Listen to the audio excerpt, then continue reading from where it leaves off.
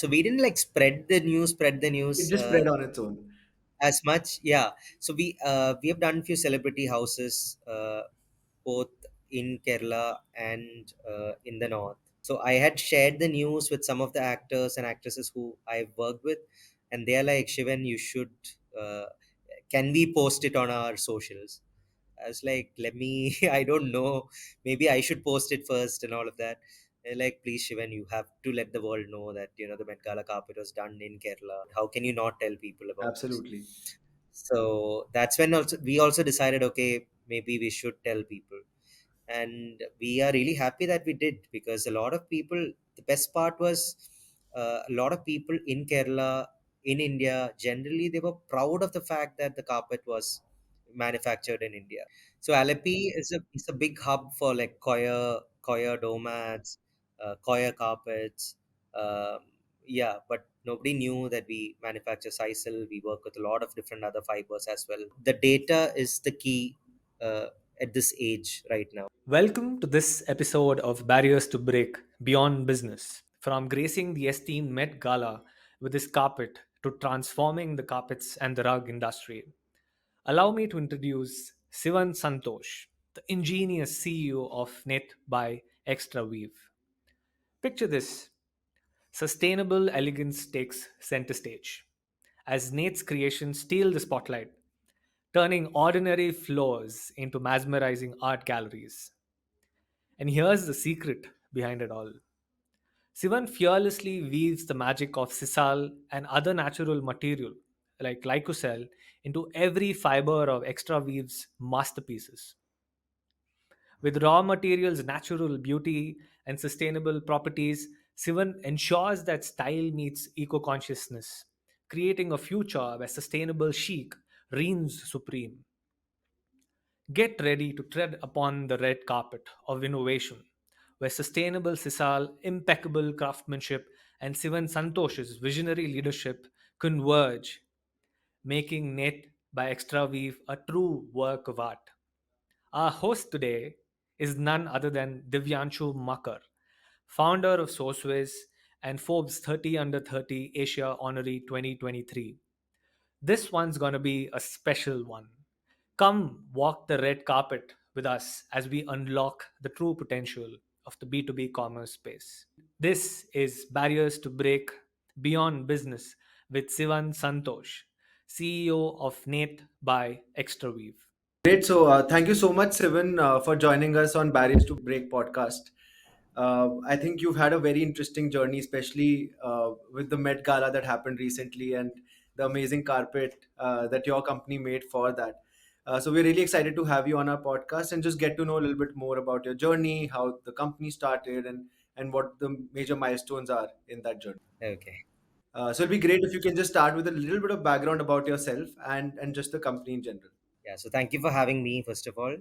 My name is Sivan Santosh. I am the director of Extraweave, and I founded a new company, a designer rug brand called Neytt, mainly focusing on B2B, B2C projects. Uh, we collaborate with artists and designers from all over the world for like specific collections that convey meaning through the rugs we manufacture. So, just a background, I come from a family business. It's a fourth generation family business. The main company was started by my great grandfather in the year 1917. So, Okay. as a company, we have been in the carpeting industry for more than 105 years, 106 Wow. years now That's a running. long Yeah. legacy. Yeah. And my father started Extraweave in the year 2000. Okay. So, Extraweave has been around for 23 years now. So we started off. My great grandfather started off with coir doormats and coir regular hand woven carpets, and then when my father started Extraweave, we kind of went into investing in machinery. Started off with jute rugs and carpets, and then we kind of diversified into other materials like sisal, combinations of sisal with wool, jute. Now we are again diversifying into a lot of other sustainable materials like linen, water hyacinth,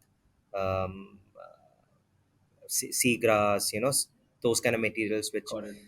people do not generally relate to rugs. So that is what is our expertise in Got it. carpets. And is there a reason why sustainable material or natural material per se has been like a big focus for you? And has that been from early on, or is that a recent shift that you've made in terms of where you're investing? So sustainability has been always one of our core values at Extraweave and the parent company, Travancore Mats and Matting Company. So whatever products we make, we somehow try to instill some kind of sustainability also in even in the processes, even in the manufacturing, techniques and all of that. Even when you look at a manufacturing process, even the dyeing Hmm. process, all the water we use in the dyeing, we everything is recycled and treated. So whatever water we let back to the environment, it's all clean water. So we have a state of the art effluent treatment plant right in our facility, so which we make sure the water is clean. We uh, we do rainwater harvesting. We collect around 1 lakh liters of rainwater at our facility, which we use for dyeing and all the water Hmm. usages. Also, the main factory in Kerala, it runs completely on solar power. So that way, we try Amazing. our small bit to be sustainable and not cause any harm to the environment as much as possible. I mean, it's not completely foolproof for sure, but yeah, something which we can control from our side, we try. And that's it seems like you're an early mover in that area, right? Because at least in the rug industry, I haven't seen many plants which are solar powered, or which do that water harvesting, for example, like water treatment to that extent. So uh, talk to, like, because there's an audience here who run their own companies, etc. When you took these decisions, what was the math behind it? Like, did you feel like this is going to impact the cost of the product and might limit scalability from a cost point of view? Because we're always, as India, competing with China, and I think price points in general are very, very competitive.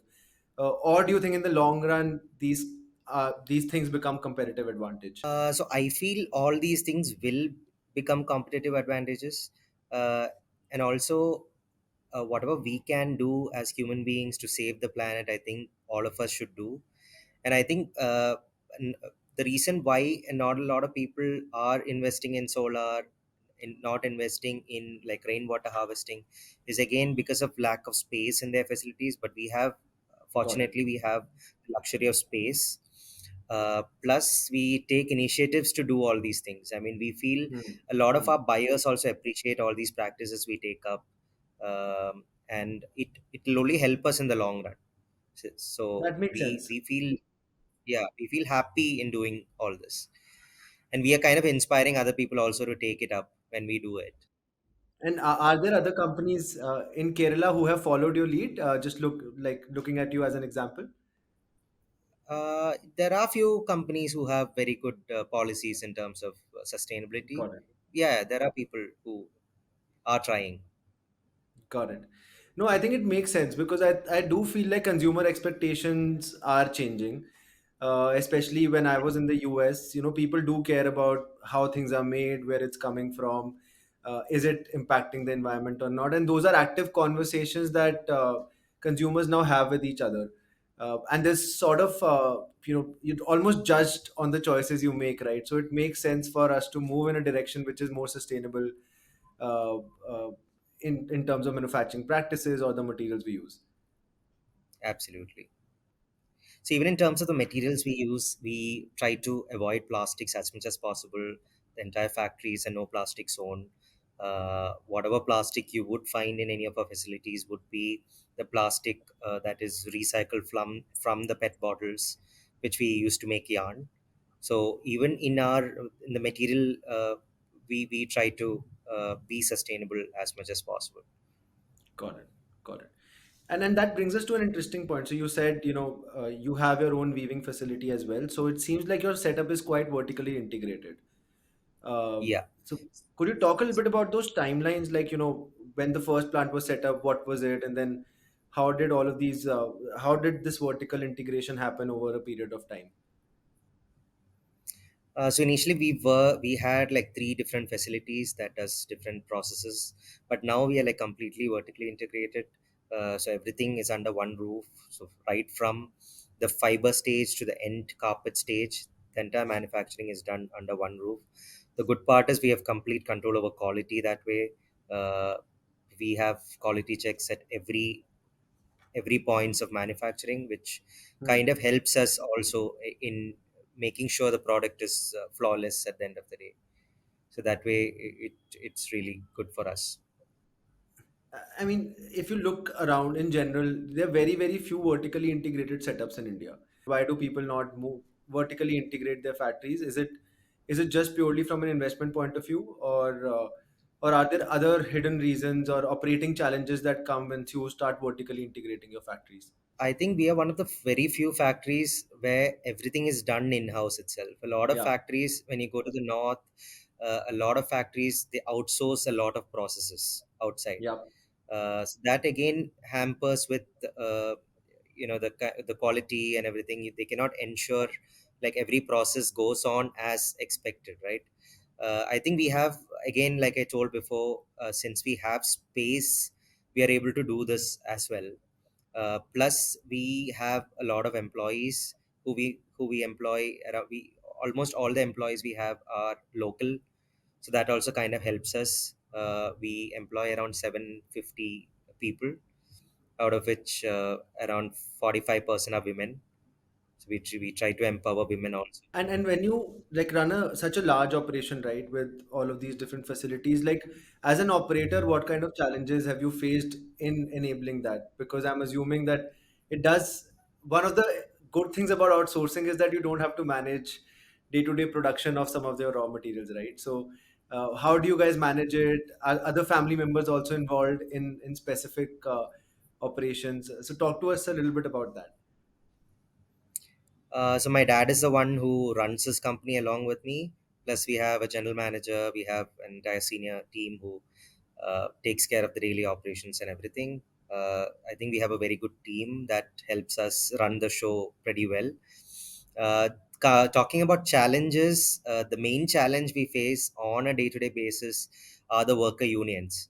So we work with around five worker unions in the factory, and we are one of the very few factories who are running smoothly with all these unions. We try to keep everyone happy, even the employees. Whatever money we make, we pass it on, a part of it, to them also. We make sure they also live a happy life at the end of the day. We try to make the worker unions also happy. We have regular meetings. um, yeah, so I think that's the only way forward. In like, if you keep the employees happy, they'll also like give back to you. Got it. That's a very good thought. Let's talk a little bit about the products you manufacture, right? So tell us what is special about Extra Weave and the product that comes out of an Extra Weave factory versus the rest of the world. So we specialize in manufacturing sisal carpets. We are one of the two factories in India that manufactures sisal carpets, and we are known, I mean, all over the world for our quality, craftsmanship, the sustainable practices we have, and all of that. And we have been contract manufacturing for a lot of big brands in the US, in Europe. So we've been around for a long time. To name a few, we manufacture for Crate and Barrel, Restoration Hardware. Uh, we design for Ralph Lauren Home. We've Wow. been supplying to IKEA for the last 65 odd years now. We're one of the oldest suppliers of IKEA from India. Then Ballard Design. Yeah, lot of very niche supply retail chains in the US and Europe. And other than that, we also do hospitality projects, hotel projects, and we can customize also Got as it. per the customer requirement through Got it. complete customization. I think that's what makes us very unique. And we do sisal along with combinations of sisal with other fibers. We keep on innovating in that space, in terms of even modification of looms to weave, totally different types of materials. Even hand loom, the use of blending of fibers together. A lot of those aspects we try to improve upon all the time and innovate all the time. I think that's the only way to survive also. Being in India, where the competition is quite high and Yeah. products keep on evolving, right, and the Yeah. tastes keep on changing, and it's also about keeping up to date about the trends, the color trends, the design trends, and everything. Got Yeah. it. Yeah. And so that's interesting, right? So there are two aspects of innovation that you're constantly managing internally. One is on the material front, and the other is on the design front, like, sort of trying to predict what consumers would want or what brands would want that you work with. So, I mean, what do you do to sort of keep yourself updated to get this right? Because in the rug industry specifically, and to people who are not from the industry, it's not very intuitive that there's a rapid cycle of innovation that's happening all the year around. And it was a surprise for me when I first started meeting factories, right? That there's so much innovation that's happening on a yearly basis within a rug or a carpet factory. So tell us how you manage it, and what are some effective ways that you have found to keep this cycle running and to keep coming out with sort of innovative products. So we have a dedicated research and development wing at Extraweave and at Neytt, who keeps on working with uh, different materials, try out different combinations, and we kind of encourage people to fail also, rather than asking them, this has to go right, this has to be like this. I mean, they keep on experimenting. I think 80% of whatever they come up with, it fails. It doesn't maybe sell at all, but it's all about producing those things, manufacturing those very unique products, which also makes us stand out as a brand, Hmm. as a company, and also brings us in front of new customers also in the long run. I think that matters a lot. I think encouraging people to fail matters a lot. And also faster turnaround time, that is also one thing we've been like trying to work on in the last few months. Initially we were very slow in like new developments and all that, but now we've been trying to like push the designers also to go think out of the box. Even the R&D team, they keep working, all the departments work hand in hand with each other to develop new things on a monthly basis, on a quarterly basis. We have regular reviews to see what they have done, I mean how much. And we don't like pinpoint and say, I mean, this failed, this could have been that. I mean, it's all about failing and learning and moving forward. I think Got it. that is something that has helped Yeah. us. So creating a culture where people can fail and it's not frowned upon, and 80% things Exactly. will fail, but 20% that come out will make up for all of Yeah, the. maybe like 5% would come out to be a spectacular product. Yeah, that is, Got it. and that is exactly what we want.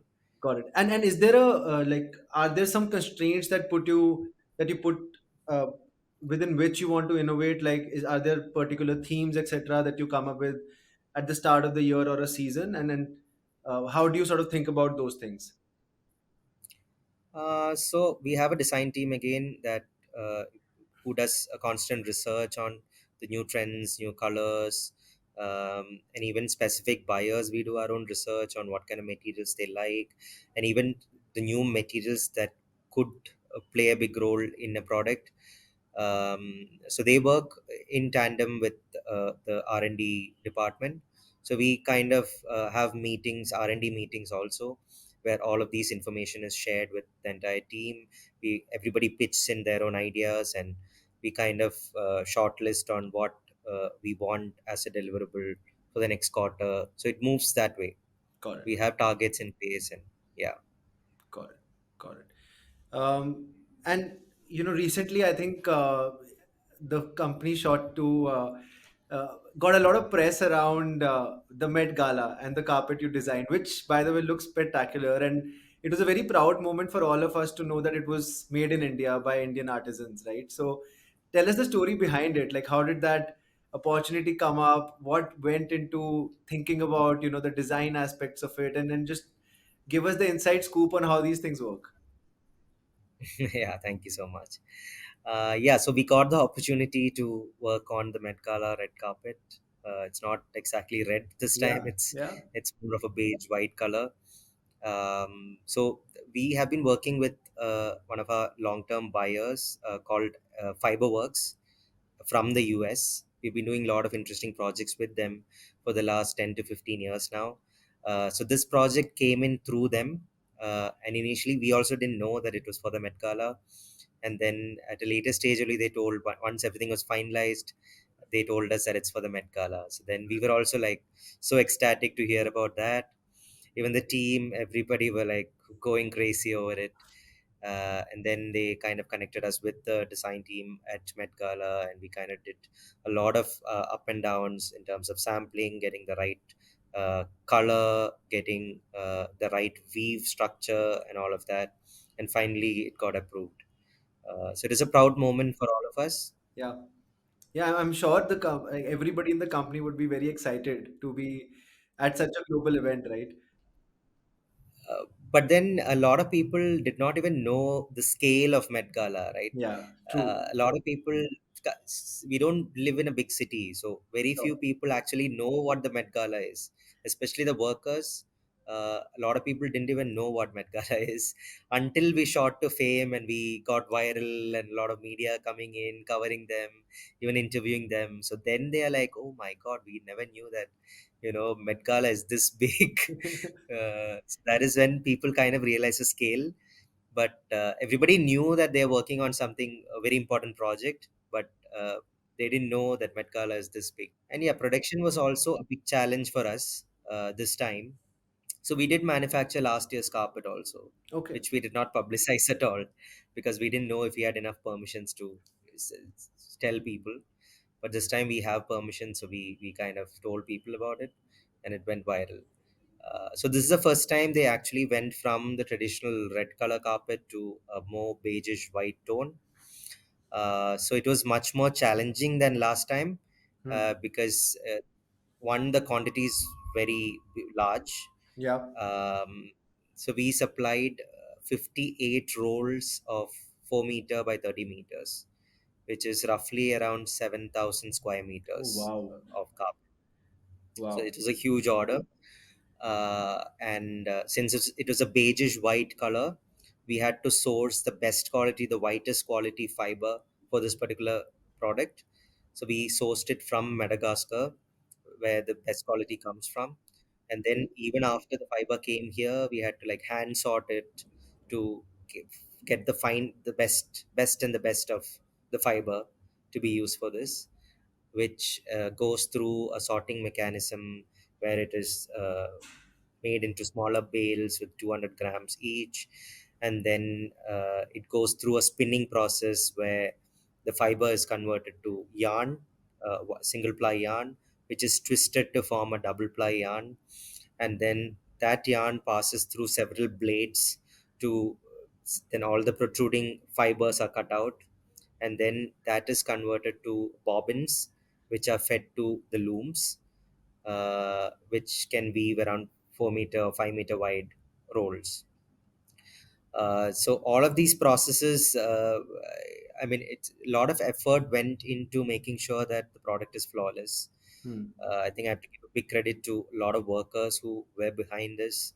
I think almost 60 to 70 people are directly involved in this. All the department heads at every stage of production, they made sure the product is perfect. We had quality inspections at every stage. So even after the product is woven in the big rolls, it again goes through a stage where it is all the machine defects are manually corrected by hand by very skilled women artisans.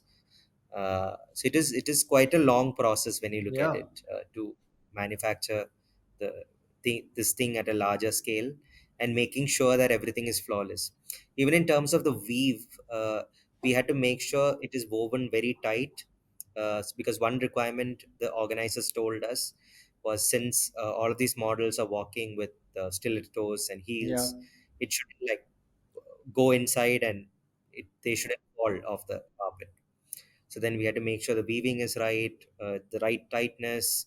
Um, since it's white color, even a small impurity that enters the carpet, it would easily be seen, and we didn't want anything to be seen. So everything was, even the factory, the surroundings, everything was spotless that time. Regular cleaning, regular maintenance, regular quality inspection. So a lot of effort went into making sure that the final carpet is flawless. Got it. No, that so tell us from the beginning. So I'm assuming that since it's such a global event, right, there must be a very competitive process to get, selected for something like this. So do you know about who you were competing with? How many sort of suppliers were part of this process, and then what do you think you did to stand out from everyone else? So the company who we work with directly called Fiberworks, who I spoke about in the US. So they source it from multiple suppliers. We are one of the suppliers. The reason why they decided to go with us is because of our quality and our craftsmanship mainly. So they are the ones who selected us among the 7 or 8 suppliers they deal with. They deal with. So Got I it. think again, yeah, because of quality and craftsmanship mainly. Got it. And the design, right? This is a different year, or the unique part that it is not completely red. So was that something that came from you? Was that collaborative? The whole design aspect of it?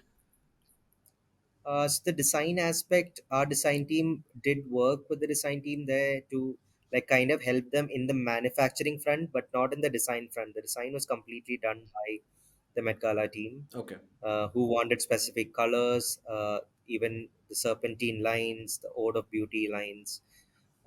I mean, this is the first time they actually went with not like a parallel line, but a more serpentine line. Yeah. Uh, I mean, the brief was it it's more lively than the parallel lines, which kind of look dead after a point, but this is more lively and more attention seeking sort of design overall. I think it came out well. So even we were a little skeptical to start off with when we saw the design, but when it came out, when we saw celebrities walking on it, I mean, it And it looked only adds spectacular. to the entire glamour of the event. It Yeah. Yeah. complements the dresses people wear. Yeah. So we were like extremely happy that way. Got it.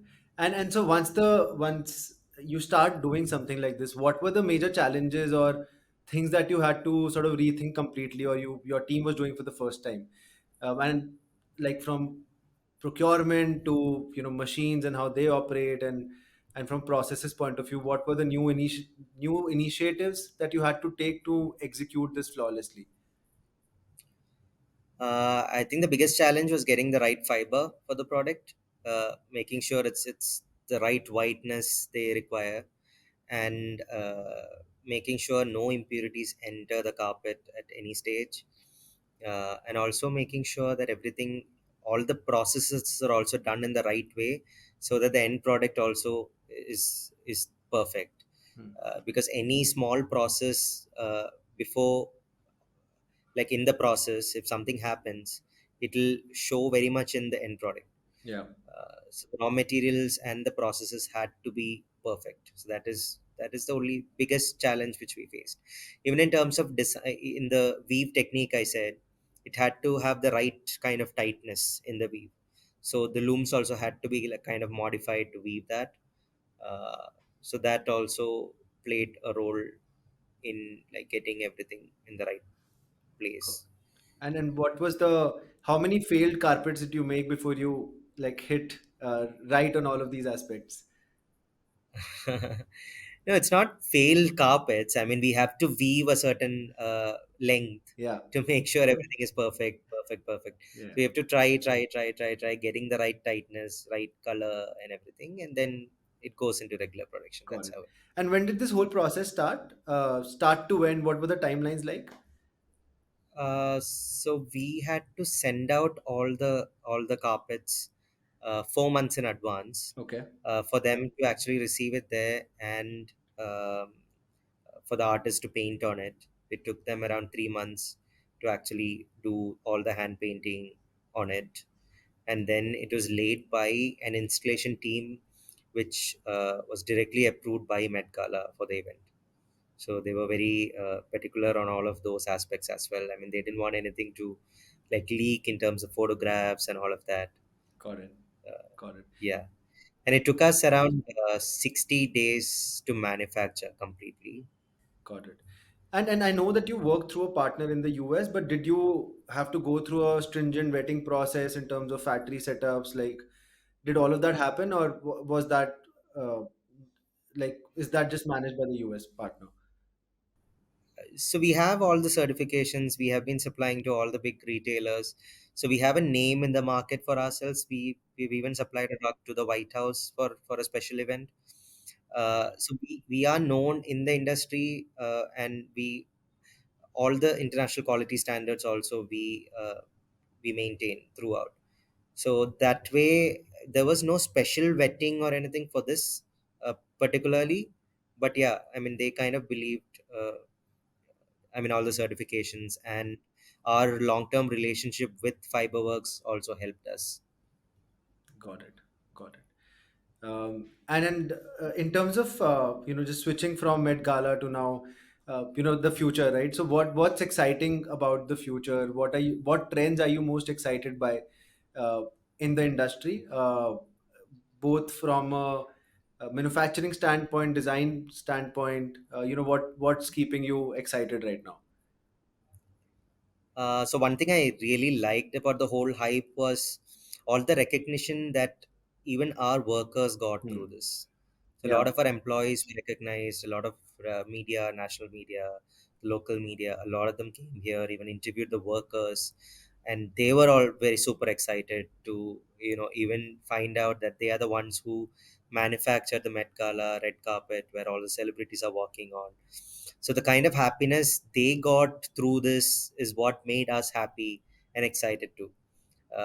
So a lot of them even came to me and they're like, "So what should we do next? Let's do something spectacular again. Yeah. We shouldn't stop with this. We should do more things and all of that." So that kind of excitement is what excites us also as company owners. Yeah, it gives energy to the entire organization, it seems, right? Like now everybody Exactly. wants to hit that high again, and they're looking for the next opportunity. Yeah. I think like now that you've tasted this kind of success, right, and your workers have tasted it, and your team has tasted it. So what's next? Like, what are your thoughts about the future in general for the company? What are you investing behind? What are you looking forward to? So through this, we are getting a lot of opportunities, not only in India but also abroad in Dubai. A lot of projects coming up, a lot of things in the pipeline.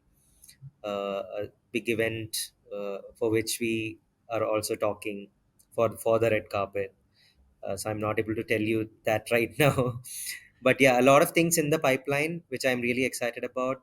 Also, a lot of interesting collaborations. So, like I said before, we collaborate with artists and designers from all over the world for like collections that has a concept, and all the rugs we make, we convey some kind of meaning through the rugs, Hmm. which is very unique about Neytt as a brand. So that also I've been focusing on. So through this, a lot of people are approaching us for collaborations, interesting concepts, and also we are looking at using more sustainable materials combinations. We are planning to take the brand, we want to have like a pan India presence. So we are talking to complementary brands who we can possibly collaborate with, looking for synergies there. Uh, we we want to make sure that whatever creations we make, it should be like easily accessible for people all over India, Hmm. at least for them to come and see the product, touch, feel, all of those factors I'm working on. Yeah, so that's pretty much about what I want to do. And it's good to get all these opportunities through the Met Gala, Yeah. which because a lot of people did not know us much before this. Yeah. So it's nice to take everything one step forward a little faster through this process. Yeah. No, I'm glad to hear this because uh, just generally manufacturing or manufacturers do not market themselves at all. I think even the biggest factories in India they're not in the news, they're not putting out any content, there's no social media. So in general, it's very traditional in the way marketing is done in the industry, and I think this is a good proof point that if you do something spectacular, sort of you should spread the news, and how that sort of can supercharge the business, right? Yeah, so we didn't like spread the news It just spread on its own. as much, yeah. So we have done few celebrity houses, both in Kerala and in the north, in Delhi, Mumbai. So they are like very close friends of mine. So I had shared the news with some of the actors and actresses who I've worked with, and they are like, Shivan, you should. Can we post it on our socials? I was like, let me, I don't know. Maybe I should post it first and all of that. They're like, please, Shivan, you have to let the world know that, the Met Gala carpet was done in Kerala. I mean, Yeah, it's a proud moment for everyone. You shouldn't, like, not tell people about. How can you not tell people about this? absolutely. So that's when also we also decided, okay, maybe we should tell people.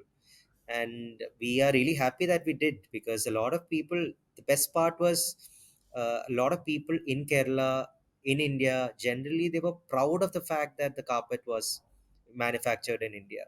And Absolutely. I still get goosebumps when people text me and it's like so proud of the fact that the carpet is made here. I mean, all these big celebrities walking on a carpet made in India. Yeah, uh, that proud moment is what makes us also happy. And even a lot of entrepreneurs, of a lot of fashion entrepreneurs, t-shirt manufacturers, a lot of them also got in touch with me, and they're like, we are like new in this field, in fashion, in textile, and it is our dream also to be on a big stage like this.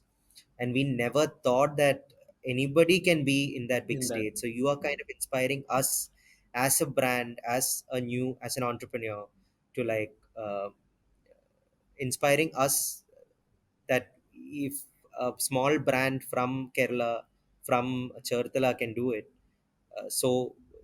we can also do it. Yeah, yeah, So I'm happy that directly or indirectly we could inspire a lot of people through this feat of ours. So yeah. very And happy even the about it. region in general, right? So uh, I'm assuming like suddenly now at a global stage, LEP is also known, and that the fact that there are Yeah, factories here that can make spectacular products is known, which might not be known to the entire world before this. absolutely, absolutely. So Alleppey is a big hub for like coir doormats, coir carpets.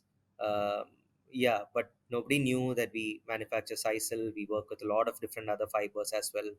So I think it's good for Alleppey. It's good for even the local. The politicians, the everybody were kind of happy that Alleppey and Cherthala are also getting recognized through that. We are in national media because of this. So that way also it's a proud moment for us as well, No, I this think part. what you've done has so many implications for so many other people, like in general, the state. I mean, of course, for us Indians, right, it's a proud thing to see that the carpet is made by Indian weavers. And I think all of us at Sourceways also felt very, very proud to be associated Very, with, sort of factories in India. And I think what it does for the state is also very spectacular. And those are just things, it's just the beginning of things, right? And now once you've started that, uh, this is just the starting line. So I don't know where it can go from here. I hope so. I hope we can expand. We can do more spectacular things in the future. And I'm very happy that people are recognizing us and supporting us also that way. Even I got a call from the Chief Minister's office. Kerala Startup Mission called me, and they were also very happy with the kind of work we are doing. Uh, a lot of our collections also, when you look at, we try to bring out a lot of design elements from South India, from Kerala. We Hmm. try to highlight a lot of things that are very specific to Kerala. For example, a rug you see behind me, that is inspired by Aranmula Kannadi, which is a specific mirror made in a small village in Kerala.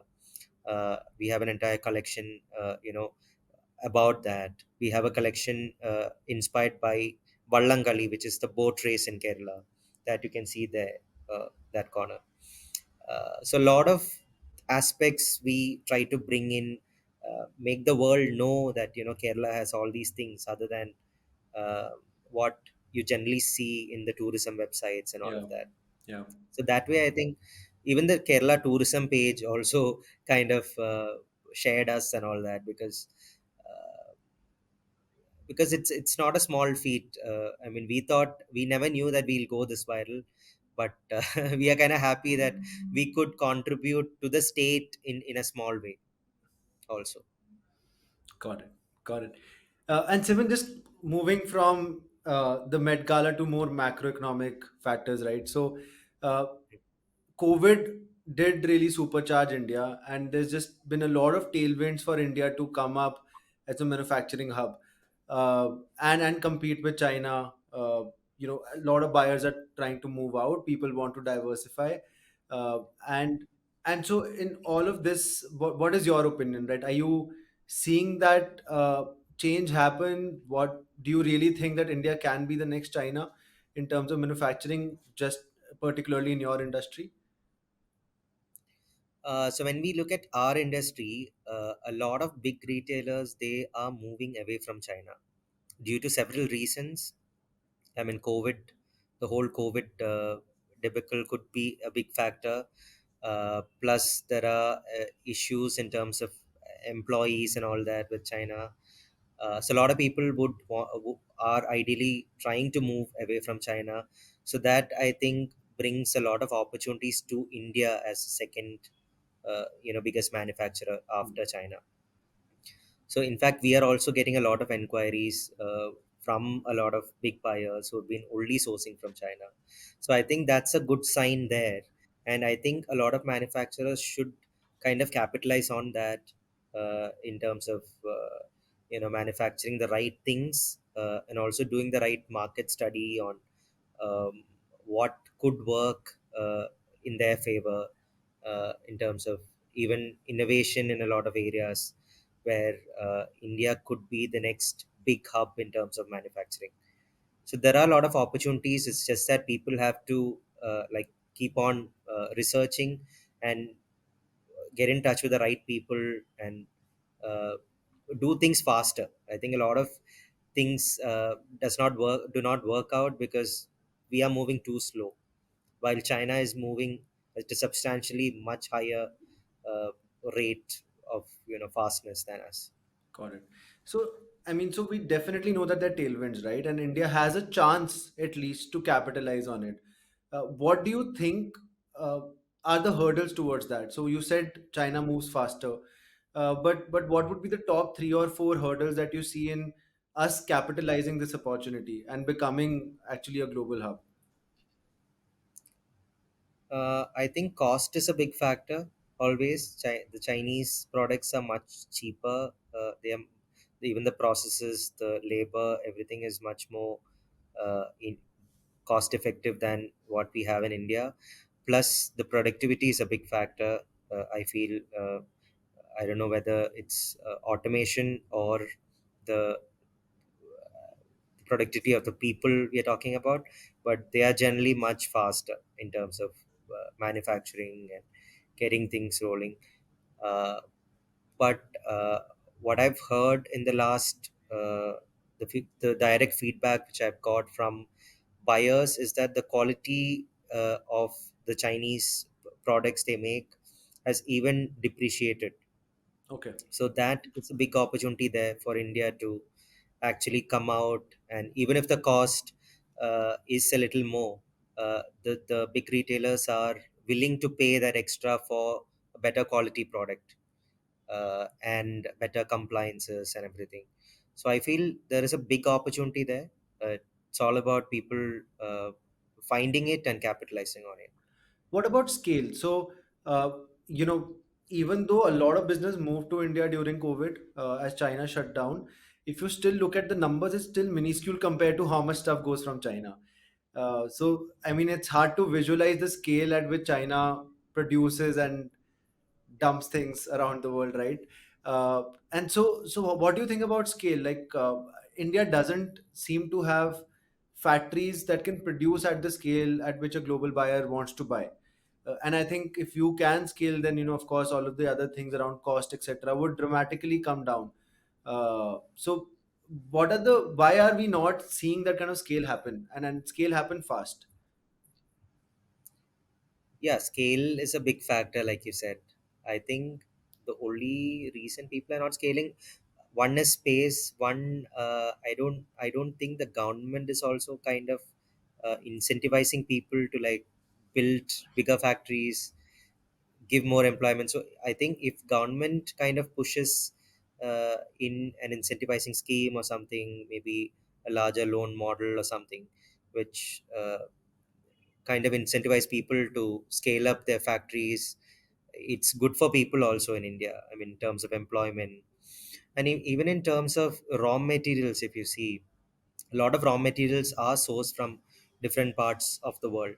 Even for example, for us, the sisal fiber, we have to source it from East Africa, Mexico, and other countries, while there is sisal available in India also, Hmm. right?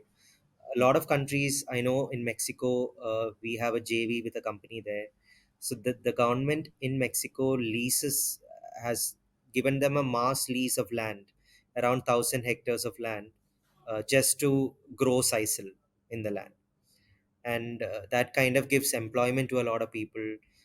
So I think if the government can come up with some kind of incentives or schemes that can kind of motivate more manufacturers to kind of move into setting up things, or maybe adopting villages or something of that sort, uh, I think it would benefit everyone a lot. Got it. Because in terms of research, in terms of the the technical aspects, India is at the peak.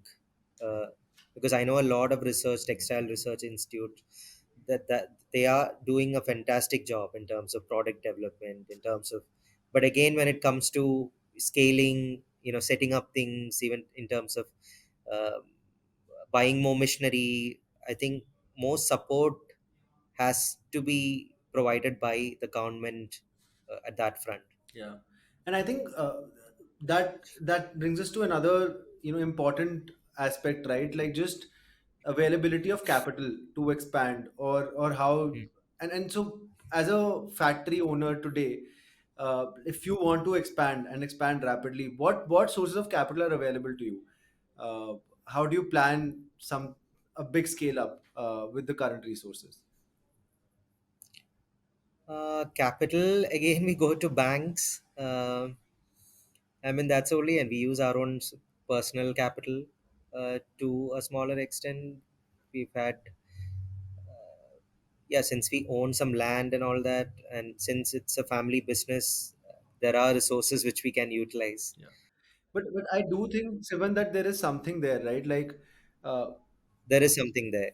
I mean, even if, yeah, even if government pushes people, I mean, if it's easier for companies to go public also, like exactly. list in the stock market, that could also play a huge role in people, capital easily available to people, which kind of incentivize people to like kind of to Yeah. expand their facilities. No, I Yeah, I definitely think. think that there is, if you look at the financing world, right? So banks play a Hmm. role, but then you Yeah, need equity investors as well.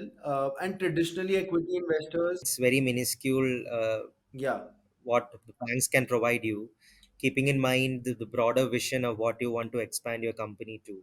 I mean, from maybe a 100 crore company to 1,000 crore company, if you want to reach, you will never get that kind of capital from a bank.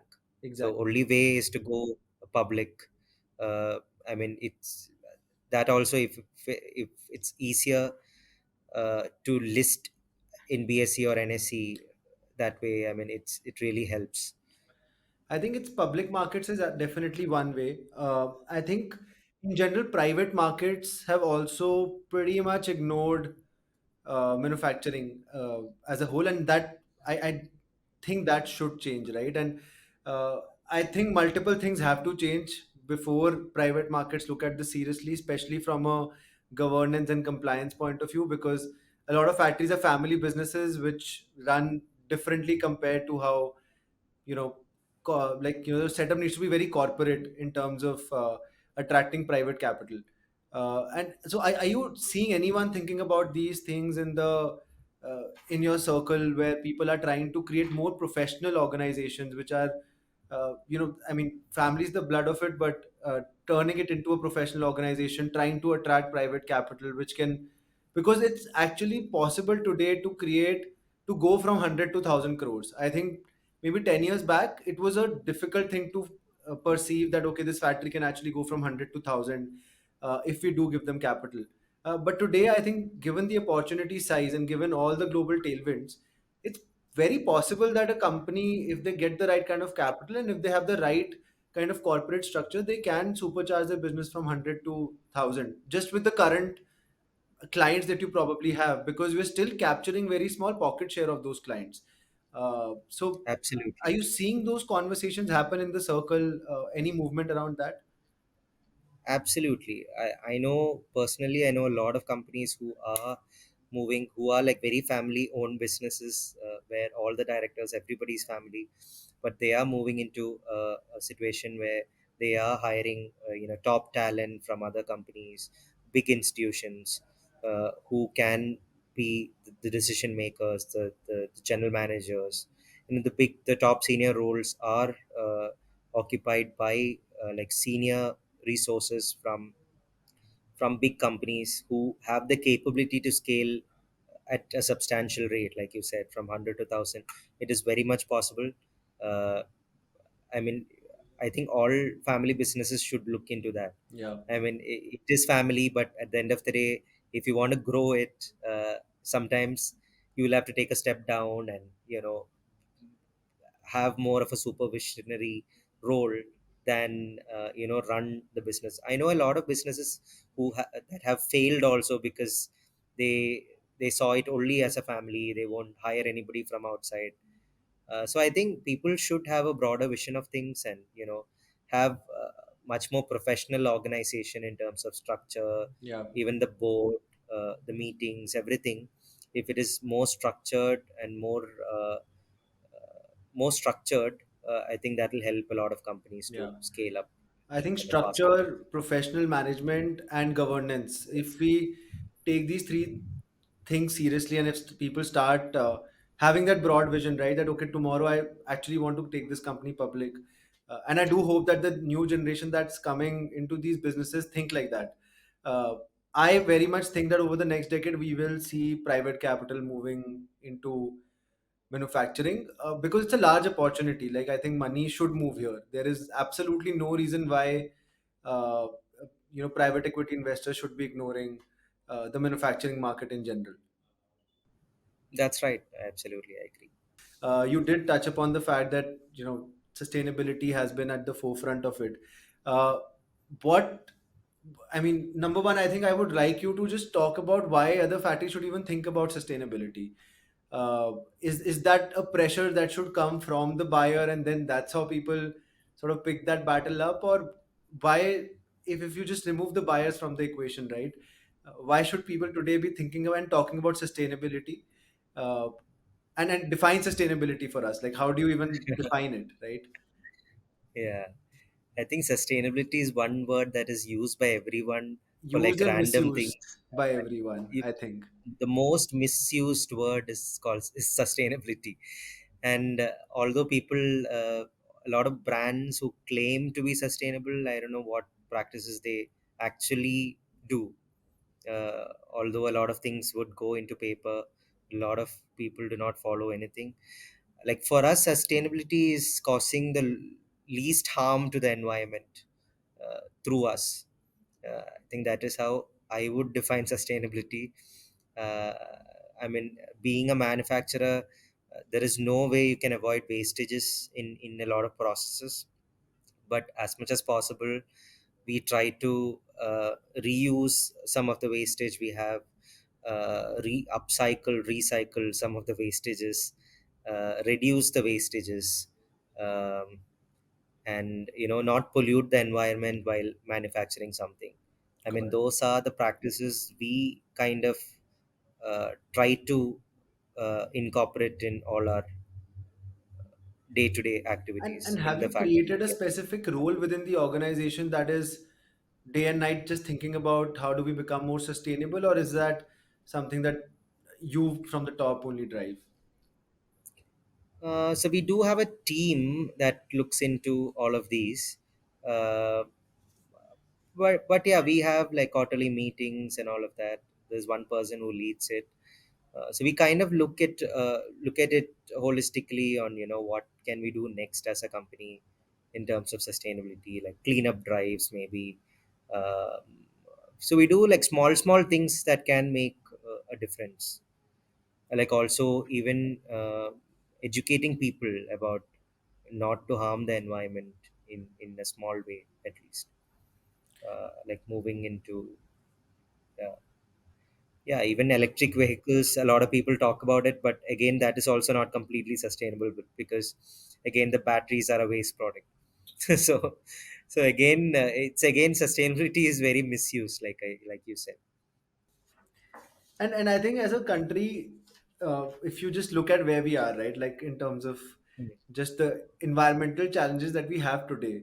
Now imagine if we grow our manufacturing 20x 30x over the next decade, without putting these practices, I think we will just blow within ourselves, right? So if I just generally the level of pollution, the kind of environmental challenges that we are seeing, I think these are things that need to be taken up in regulation today, so that as we grow, we don't. It's not something that you can fix 20 years later when you've already done so much harm, right? Yeah, it has to start from now. I mean, if factories are there who do not have like an effluent treatment plan, who are putting the wastewater into the waterways. I mean, they should do something, think seriously about it and try to rectify it immediately, because eventually it will kill you, kill all of us. We are all human beings. We are all visitors to Earth, and we don't want to die early. So I mean, small things we do can help all of us in the future. Yeah. So yeah. Yeah. And if I'm a manufacturer who's never thought about sustainability, but I want to start today, and I do want to do good, like where do I start from? What is the starting point for this? I think small things, focus on smaller things which you can implement first, like for example reducing wastage in processes. How do you do that? Study the entire process and see where all wastage is, not in terms of even the product wastage, even in terms of motion, even in terms of people pushing things, and all of those aspects, even transportation in fact. Like if a raw material is transported from point A to point B to point C, uh, can it go directly from point A to C rather than going through B? I mean, a lot of small aspects they can look at in terms of reducing the pollution.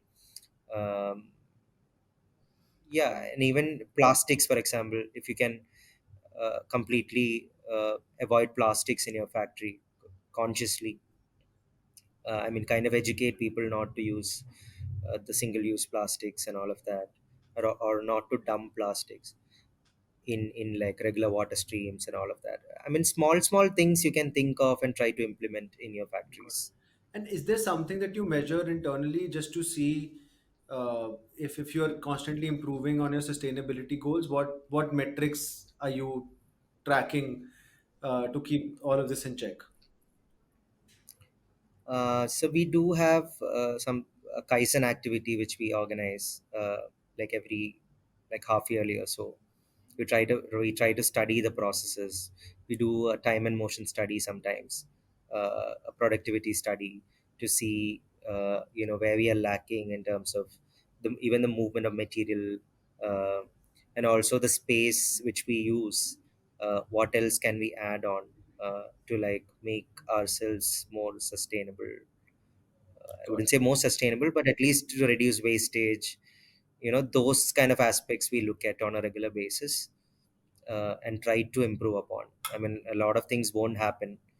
A lot of things are very hard to implement. Also, a lot of things which we can easily tell, it may not be easy to implement, but at least there is some effort to try and implement all of these, and also uh, make it sustainable in the long run. A lot of things we implement and it'll happen for the next 2 to 3 months, and then after that, if you don't look into it further, it'll go back to the old practices. So I think that is also very important. Sustainability of those good practices you implement in the factories. Got it. Got it. And I think on a closing note, and it's a because we are a tech company, I think we can't end a podcast without asking about technology, right? So I would love to understand, like, as we sort of scale up, and we did speak about factories needing to scale up. There is more demand than we can supply today. As you scale up, like, what do you think the role of technology is, and what kind of technologies excite you or you think can actually have a very, very positive impact on manufacturing in general, and that you would want the listeners to think about? So in terms of technology, technology always helps. Automation always helps. Even like small processes, without cutting your labor, you can increase the productivity through technology, and also the data. I think collecting relevant data is very important. So if technology can be introduced in your facilities to collect relevant data, which can help you grow the business, even in terms of uh, not only in manufacturing but also the sales, everything, all the data is the key at this age right now. So with the data you can do a lot of things specific to manufacturing. Look at the productivity of the machinery, uh, the time you take, all of those things. If there is a way to automate a lot of those aspects, I think that could also help you in the long run. Got it. And tell us a little bit about your technology stack. So what technologies are you using internally, which have, let's say, made the most impact for you? Yeah, so in terms of technology at our factory, we try to automate a lot of small processes, like even taking something from the top level to the bottom level. We have some kind of a conveyor system to like bring down certain things. So small things we do have automation. Even in terms of machinery, we have a lot of automated looms in our factory, um, which also collects a lot of data on a regular basis through all the computerized looms which we have. And we kind of study the data to find out if there is anything which can improve in any of the machinery which we have. So, yeah, so we do have a lot of automation there. And also, even packaging, we have certain processes which are automated. Got it. Got it. So, Sivan, I think our last section is a rapid fire round, and most of Yeah. the rapid fires are around the carpets and rugs. So, sticking to the Okay. industry. So, I'll start with that, and you just have to very quickly answer these questions and uh, Okay. in a blip of a second. So, I think the Hope it's first not is controversial. so first is Persian rugs or Moroccan rugs. Which style do you find more captivating for interior design? I think I like Moroccan rugs a lot. Natural fibers or synthetic materials? Which do you prioritize? So natural fibers any day. Hand knotted or machine made? Which type of rug production holds more value? Hand knotted definitely holds more value. Geometric patterns or floral motifs? I think geometric patterns is what I like more. Wool or cotton? Wool. Traditional rugs or modern designs? I think a mix of both.